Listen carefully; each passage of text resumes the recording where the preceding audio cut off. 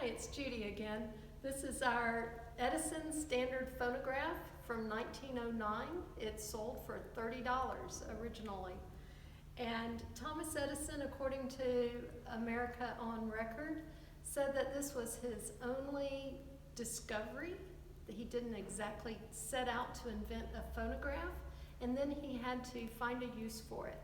Phonographs were invented in the late 1800s, and Edison said perhaps it could be used for entertainment, or maybe to help out in the office, to record dictations, and maybe to record books for the blind.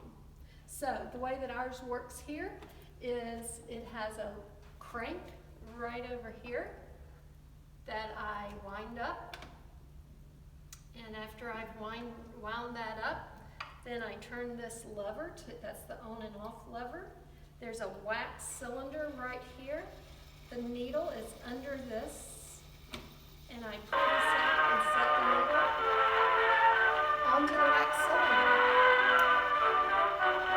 And according to some people, if that's too loud for you, you can stuff a sock in it, which may be where we get the term stick a sock in it. Now I'm going to show you how to change a cylinder.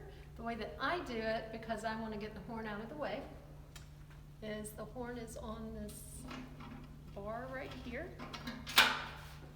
I'm going to take that off, set it down, raise up the needle, bring it over to this position, and then remove this lever so that I can take the wax cylinder off here.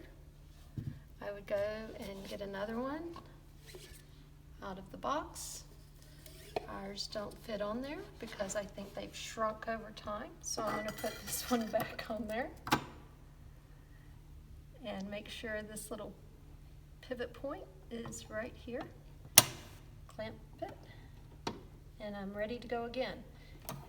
This is a portable machine, so if I take this board, this arm here, take out this weighted piece here, and unscrew my lever,